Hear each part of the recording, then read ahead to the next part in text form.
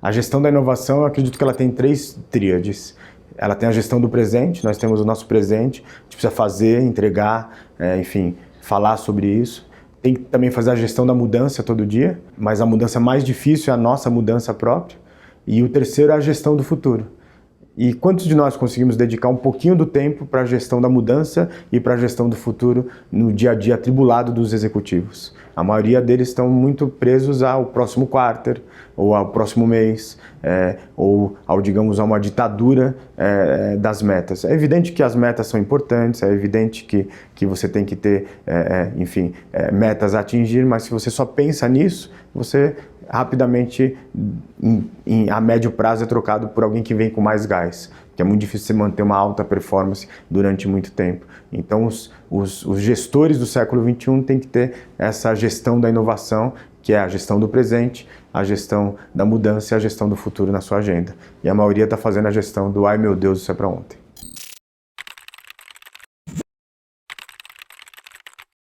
Uma pesquisa feita em 45 países, perguntaram quem tinha índice avançado, quem tinha conhecimento avançado de inovação. Enquanto a média global foi de 33%, China 40% dos executivos e executivas que responderam, o Brasil apenas 9%. Tecnicamente, a gente está discutindo se a gente vai usar maiô, biquíni ou sunga branca para a onda da inovação. O problema é que está vindo um tsunami e aí não importa o que você está vestido. Então a gente vai ter que realmente discutir mais profundamente a inovação. Eu acho que isso entra em outras discussões. A inovação no Brasil ela ficou muito rasa. Hoje você já tem, por exemplo, modelos matemáticos para entender como a inovação acontece. Você tem modelos matemáticos para entender como a inteligência da economia artificial faz com que a prosperidade aconteça. Você tem uma série de fatores que a gente até ignora na academia e nas empresas, que são KPIs, né, de criar inovação nas empresas que a gente não aplica. E muitas vezes nas empresas a gente cria um outro grupo de executivos, de profissionais, que é a área de inovação. Na maioria das empresas que cria a área de inovação, pode observar aquela área ou se troca muitas pessoas, o líder, ou acaba rapidamente porque você cria um grupo que não está muito conectado com o modelo de negócios. É claro que a área de inovação tem que pensar no futuro, mas ela também tem que estar alinhada com o dia a dia das pessoas que estão na área de vendas, por exemplo. Então, criar um grupo separado de pessoas está sendo uma hora. Errou, a inovação ela está em toda a estrutura, ou criar um departamento está se provando no mundo inteiro que é um grande equívoco. Na verdade, essa última década, né, a gente tem, enfim, esses estudos começam em 2002, então um pouco mais de, vamos falar de 16 anos, 17 anos, começa a provar que realmente você não pode estar tão desconectado. Vamos falar aqui, um prédio de inovação de uma grande empresa separado. Vá até lá e vejam quantas pessoas realmente do dia a dia da empresa visitam. Quantas visitaram no último mês? Porque as pessoas do outro prédio que tem que entregar, elas não estão com tempo. Então, às vezes, as empresas criam hackathon, noites de inovação, mas o profissional que está lá no dia a dia não tem tempo para ir lá.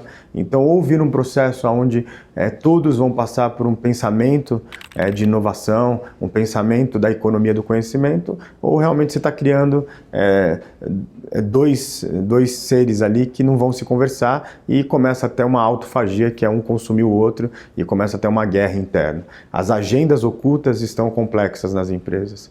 E aí o ponto interessante é que empresas realmente que colocam o DNA de inovação têm, num projeto encomendado pelo Banco Central americano, um efeito acelerador nos seus processos de financeiros de 5,7. Então, realmente, a inovação não é um modismo, ela é um efeito de multiplicador financeiro.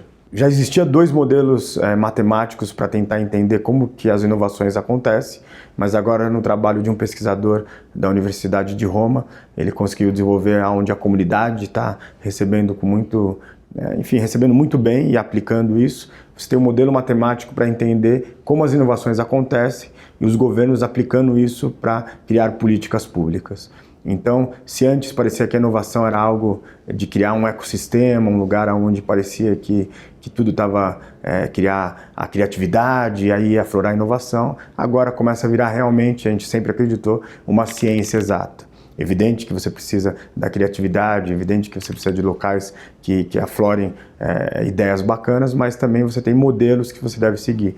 Isso é muito importante para os modelos de inovação, que a gente sempre achou que colocar um tobogã no meio do escritório ia criar um local inovador. E a inovação, ela tem processo, ela tem que ter metas, ela tem que ter realmente, enfim, formas de fazer, como é a ciência. Aí o outro ponto importante, desde a primeira Revolução Industrial, se estuda o que é chamado da inércia da inovação. Em média, 80% de quem faz parte, digamos, que já está estabelecido naquele local, ele tende a não acreditar nas novas inovações. E aí ele fica parado achando que aquilo é uma ondinha, só que a cada nova revolução industrial a ondinha é maior.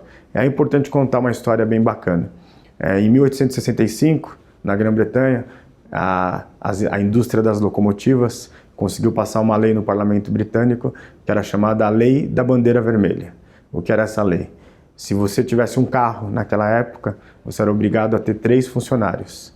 O primeiro funcionário era o maquinista, que seria o motorista. O segundo seria o foguista, que tinha que ir do lado do maquinista, que seria o bombeiro. E o terceiro era um homem que andava à frente do carro, segurando uma bandeira vermelha, para sinalizar os cavalheiros, as carruagens, as carroças, que estava vindo um monstro de ferro.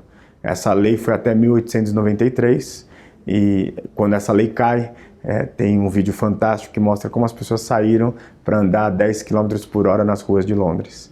Mas o que é interessante nessa lei? Todos aqueles que criam leis para evitar o novo, a inovação, durante toda a história isso sempre acontece, tende a deixar de existir rapidamente. Todos aqueles que criaram a revolução da locomotiva já não existe mais. E agora hoje a gente está vendo a grande guerra com os novos modelos e os modelos antigos tentando criar lei para evitar. Então cuidado do efeito do chamado do lobby das locomotivas. Os conceitos de PIB, produtividade de fatores, renda per capita, estão sendo considerados arcaicos para mensurar a nova economia.